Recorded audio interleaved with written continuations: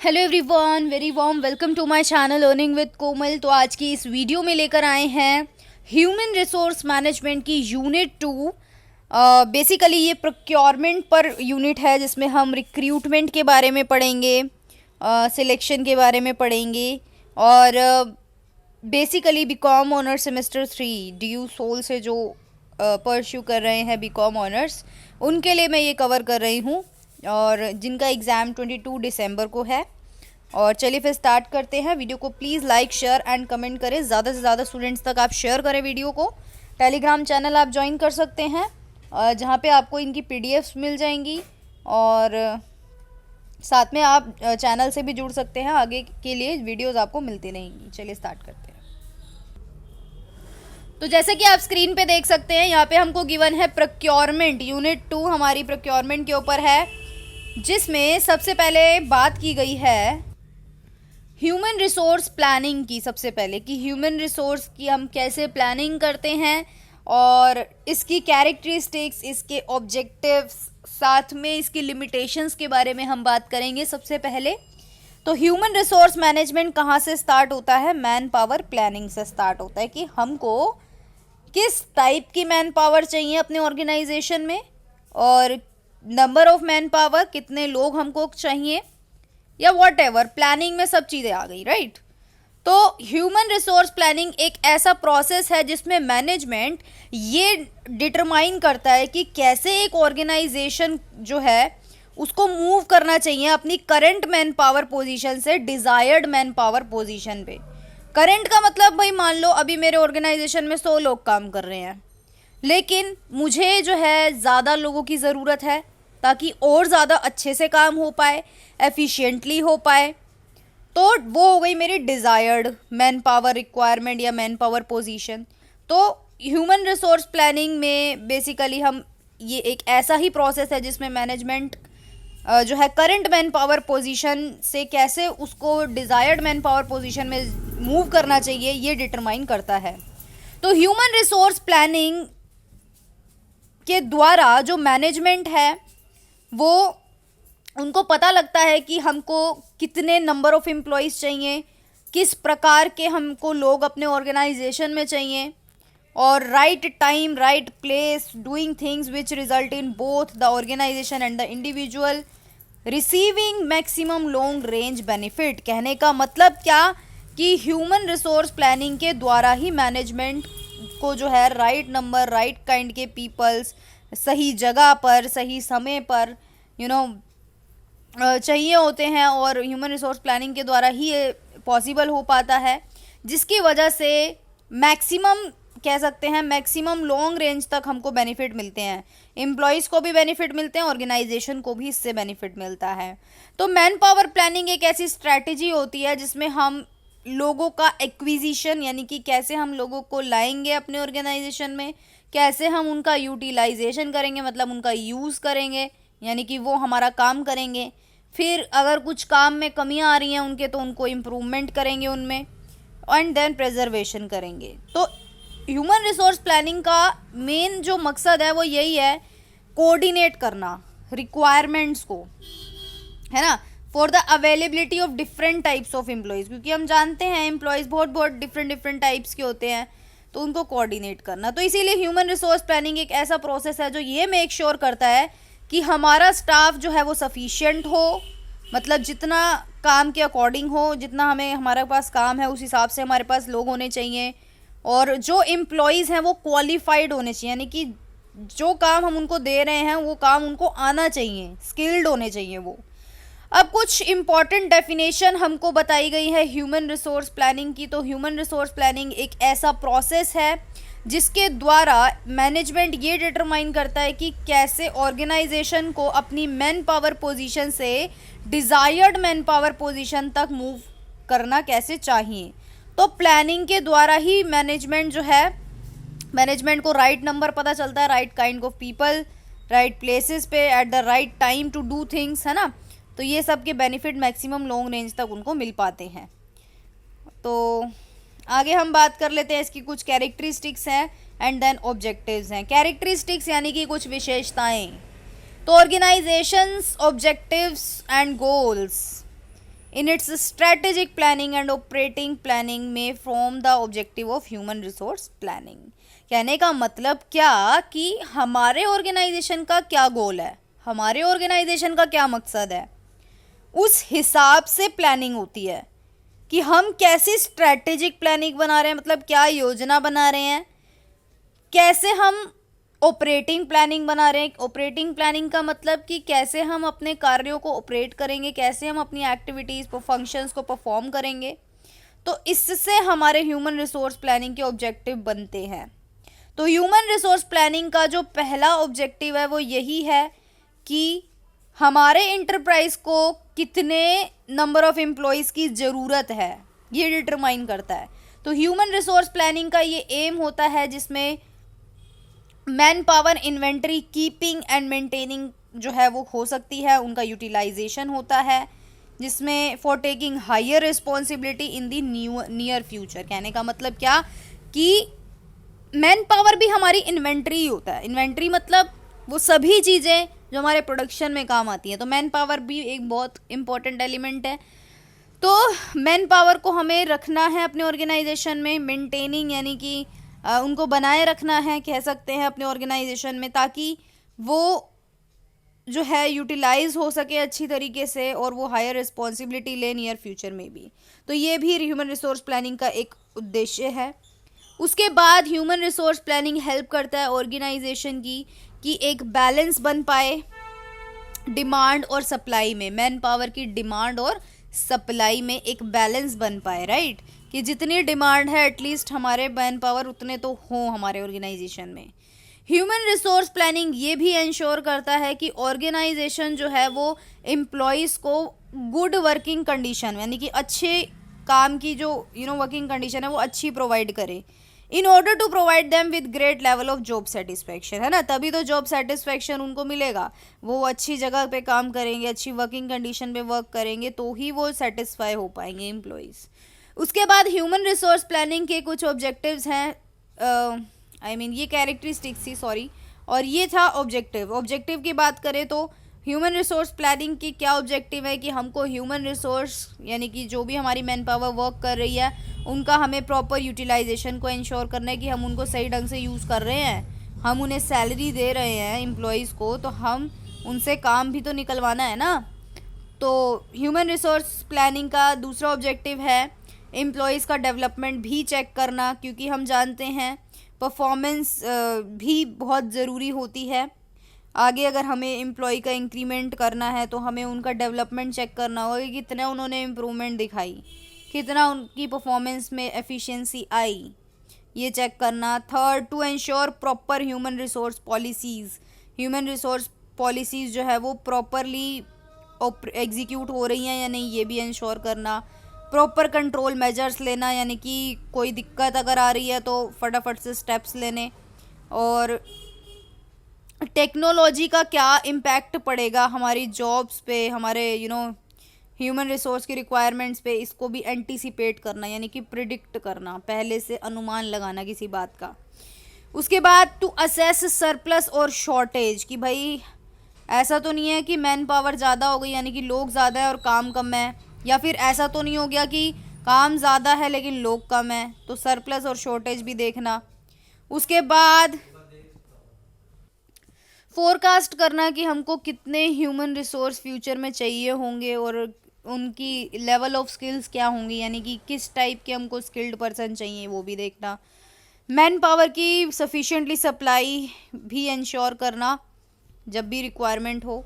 उसके बाद अब ह्यूमन रिसोर्स प्लानिंग की कुछ लिमिटेशंस भी हैं, यानी कि कुछ कह सकते हैं कि कमियां भी है. वो क्या है? नंबर 1, क्योंकि हम जानते हैं फ्यूचर अनसर्टेन होता है, फ्यूचर निश्चित नहीं होता और इसीलिए चेंजेस आते ही रहते हैं एक्सटर्नल फैक्टर्स में, लाइक टेक्नोलॉजी में चेंजेस आना, पॉलिटिकल स्टेबिलिटी कि भाई सरकार चेंज हो गई तो रूल्स चेंज हो गए, पॉलिसीज़ नहीं बन गई, इकोनॉमिक कंडीशंस कैसी हो रही हैं, यानी कि मार्केट में क्या इकोनॉमिक कंडीशन चल रही है, क्या मार्केट ऊपर है या डाउन है या क्या है, can have a great deal of impact on employment opportunities. तो ये जो फैक्टर्स होते हैं ना, एक्सटर्नल फैक्टर्स, ये बहुत ज़्यादा एम्प्लॉयमेंट अपॉर्चुनिटीज़ को अफेक्ट करते हैं, इम्पैक्ट डालते हैं। तो इसीलिए ह्यूमन रिसोर्स मैनेजमेंट जो होता है ऑर्गेनाइजेशन का, वो कम्प्लीटली ह्यूमन रिसोर्स प्लानिंग पे रिलाय नहीं कर सकता, उस पर निर्भर नहीं रह सकता। दूसरा, organisation often use termination, lay off etcetera to get rid of surplus. अब देखो, जैसे कि हमने बताया कि हम ये भी इसमें ह्यूमन रिसोर्स प्लानिंग में ये चेक करते हैं कि कहीं हमारे पास काम कम है और लोग तो ज़्यादा नहीं हो गए, यानी कि सरप्लस की सिचुएशन तो नहीं आ गई। तो जब सरप्लस की सिचुएशन आती है तो हमें लोगों को निकालना पड़ता है, टर्मिनेट करना होता है, राइट। तो हम लोगों को निकाल देते हैं, तो ये इसका एक लिमिटेशन है। और इससे क्या होता है, जब हम निकालते हैं ना, तो हमारे जो बाकी के एम्प्लॉयज़ हैं उनमें इनसिक्योरिटी पैदा हो जाती है कि भाई यहाँ तो ऑर्गेनाइजेशन में भाई कोई टिक नहीं सकता, या वट एवर, इनसिक्योरिटी आई जाती है। उसके बाद ह्यूमन रिसोर्स प्लानिंग एक बहुत ही टाइम कंज्यूमिंग प्रोसेस है, तो ये भी इसकी एक मेजर लिमिटेशन है। यानी कि हम इसमें प्रॉपर इन्फॉर्मेशन को पहले कलेक्ट करते हैं, फिर उस इन्फॉर्मेशन को हम एनालाइज करते हैं कि हमको कितने लोगों की ज़रूरत है, पर्सनल रिक्वायरमेंट, पर्सनल मतलब पर्सनस की रिक्वायरमेंट हर डिपार्टमेंट में, तो इसमें ज़्यादा टाइम लगता है, एफर्ट्स लगते हैं, तो इसीलिए ये भी एक लिमिटेशन है। थोड़ा एक्सपेंसिव प्रोसेस है, क्योंकि जितनी भी एक्टिविटीज़ होती हैं वो टाइम टू टाइम होती हैं कैरिड आउट, और मैन पावर नीड जो है वो अराइज होती है जब तक कि फाइनल प्लेसमेंट ना हो जाए एम्प्लॉयज़ का, तो इसमें भी खर्चा लगता है, काफ़ी एक्सपेंस होता है। और एक रिस्क और भी है जो ह्यूमन रिसोर्स प्लानिंग से एसोसिएट होता है कि ऑर्गेनाइजेशन जो है वो ओवर एस्टिमेट भी कर सकती है स्टाफिंग नीड्स को। मतलब ओवर एस्टिमेट का मतलब कि भाई बंदे तो हमें सिर्फ 10 की ज़रूरत थी, लेकिन हमने एस्टिमेट कर दिया कि हमें 12 की ज़रूरत है, तो 2 लोग फालतू हो गए, ओवर एस्टिमेट हो गया, और ये सब भी है। नेक्स्ट क्वेश्चन है, हाउ एचआरपी बहुत ज़रूरी है एक कंपनी के ऑब्जेक्टिव को पूरा करने के लिए। क्या आप इस बात से एग्री करते हो तो क्यों, और नहीं करते तो क्यों? तो एचआरपी एक इम्पॉर्टेंट एक्टिविटी है जो ज़रूरी है किसी भी ऑर्गेनाइजेशन के ऑब्जेक्टिव को अचीव करने के लिए, क्योंकि एचआरपी यानी कि ह्यूमन रिसोर्स प्लानिंग जो है वो नंबर ऑफ बेनिफिट्स आपको प्रोवाइड कराता है। फर्स्ट बोलेंगे, हम बात करेंगे फोरकास्ट, पर्सनल रिक्वायरमेंट। तो एचआर प्लानिंग बहुत ज़रूरी होता है फ्यूचर मैन पावर नीड्स को डिटरमाइन करने के लिए। बिना एचआरपी ह्यूमन रिसोर्स प्लानिंग के कोई भी अगर आप प्लान बना रहे हो तो ये आपके लिए डिफ़िकल्ट हो जाएगा to have the services of right kind of people at the right time, ठीक है। तो इसीलिए राइट काइंड के पीपल हमको चाहिए, राइट टाइम पे चाहिए, तो ये हमें एचआरपी ही बताता है, तो ये इसका एक इम्पॉर्टेंस है।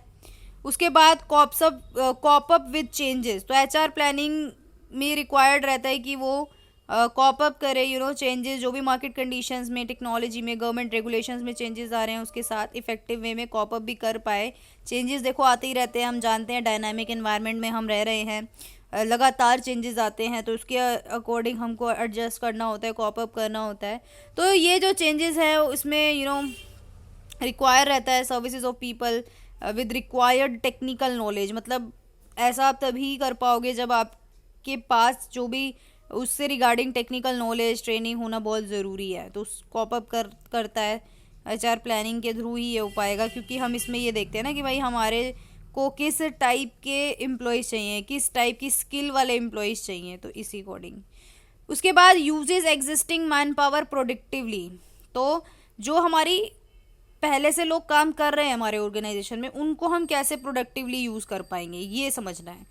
तो हमने देखा एग्जिस्टिंग पर्सनल जो भी हैं हमारे, यानी कि लोग एंटरप्राइज में हैं, इन ऑर्डर टू स्किल, यानी कि उनके अंदर क्या स्किल है, लेवल, ट्रेनिंग, उनकी एजुकेशनल क्वालिफिकेशन या वर्क एक्सपीरियंस, तो it will be possible to utilise the existing resource effectively in relation to the job requirement. जब आप ह्यूमन रिसोर्स प्लानिंग करते हो तो आप यही देखते हो कि भाई आपके जो ऑलरेडी एग्जिस्टिंग एम्प्लॉयज़ हैं उनका वर्क एक्सपीरियंस, उनके स्किल लेवल, ट्रेनिंग, ये सब देखते हो, और उसके अकॉर्डिंग हम जो है यूटिलाइज़ कर पाते हैं अपने ऑलरेडी एग्जिस्टिंग एम्प्लॉयज़ को। तो ये भी इसका एक कह सकते हैं कि कंपनी के ऑब्जेक्टिव हमारे पूरे हो रहे हैं, इंपॉर्टेंस की बात हो रही है जनरली यहाँ पे इसके। उसके बाद ये एम्प्लॉयज़ को प्रमोट करता है सिस्टमैटिक मैनर में, यानी कि भाई देखेगा कि बोल सकते हैं कि एचआर प्लानिंग प्रोवाइड करता है यूज़फुल इंफॉर्मेशन, जिसके बेस पे मैनेजमेंट ये डिसाइड करता है कि हमको किस पर्सन का प्रमोशन करना चाहिए और किस पर्सन को हमको टर्मिनेट करना चाहिए, राइट। तो ये सब भी बताता है, और बाकी ये सब तो आप लिख ही देंगे, आगे बात करते हैं अब। अब explain in detail the process of human resource, मतलब आप इसका क्या स्टेप्स है, मतलब कैसे कैसे आप प्लानिंग करोगे। नंबर 1, आप ऑर्गेनाइजेशनल प्लान्स को सबसे पहले एनालाइज करोगे, है ना, कि भाई हमारे कंपनी के ऑब्जेक्टिव क्या है, हमारी कंपनी की स्ट्रेटजी क्या है, क्या प्लान है टेक्नोलॉजी के रिगार्डिंग, प्रोडक्शन के रिगार्डिंग। तो each plan can further be analyse, हर प्लान फिर और सब पार्ट्स में डिवाइड हो जाएगा, सब प्लान्स में डिवाइड हो जाएगा। फिर उसके अकॉर्डिंग हम डिसाइड करते हैं टाइम होरिजन, जिसमें ह्यूमन रिसोर्स प्लानिंग हम करते हैं, प्लान्स को प्रिपेयर करते हैं। तो फ्यूचर ऑर्गेनाइजेशन स्ट्रक्चर क्या रहेगा, जॉब डिज़ाइन की जाती है तो उसको क्लियर करा जाता है। तो ये पहला स्टेप होता है कि आप ऑर्गेनाइजेशनल प्लान को सबसे पहले एनालाइज करोगे। उसके बाद आप नेक्स्ट स्टेप में ये देखोगे, प्लान तो बना लिया, अब उन प्लान को करने के लिए ह्यूमन रिसोर्स चाहिए, लोग चाहिए, कामों को करने के लिए लोग चाहिए। अब लोगों की डिमांड कितनी है, मतलब हमारा काम कितना है, उस हिसाब से हमारी डिमांड कितनी है उसकी फोरकास्टिंग करेंगे।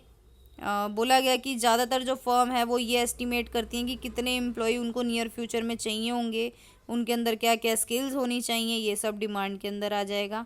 और इसमें इसके अगर आपको डिमांड को फोरकास्ट करना है तो आप सबसे पहले ये देखोगे कि आपको वर्क फोर्स प्रॉपरली एनालाइज करने की, नंबर ऑफ़ एम्प्लॉयज़ आपको कितने चाहिए होंगे, है ना।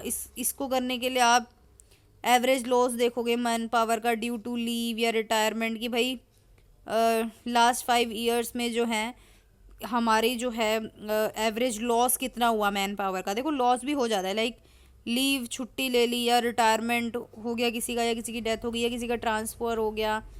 और तो ये एनालाइज करके हमें पता लगेगा कि हमको एक्चुअली में कितना वर्कफोर्स चाहिए। रेट ऑफ एब्सेंटीज़म कितना है, यानी कि कितने लोग एब्सेंट रहते हैं डेली बेसिस पे। लेबर टर्नओवर क्या है, यानी कि कितने लोग छोड़ के चले जाते हैं। ये सब ध्यान में रखते हुए वर्कफोर्स को एनालाइज किया जाता है। वर्कलोड फिर देखा जाता है कि भाई कितना काम है हमारा, है ना। तो कैलकुलेट किया जाता है कि कितने नंबर ऑफ़ पर्सन हमको रिक्वायर्ड रहेंगे किसी भी प्लान्ड आउटपुट को पूरा करने के लिए। फिर जॉब को एनालाइज किया जाता है कि भाई हमारे को जो हमारी जॉब है उसके लिए राइट काइंड की स्किल्स कौन सी होंगी, है ना। तो ये सब जॉब एनालिसिस में आ जाएगा।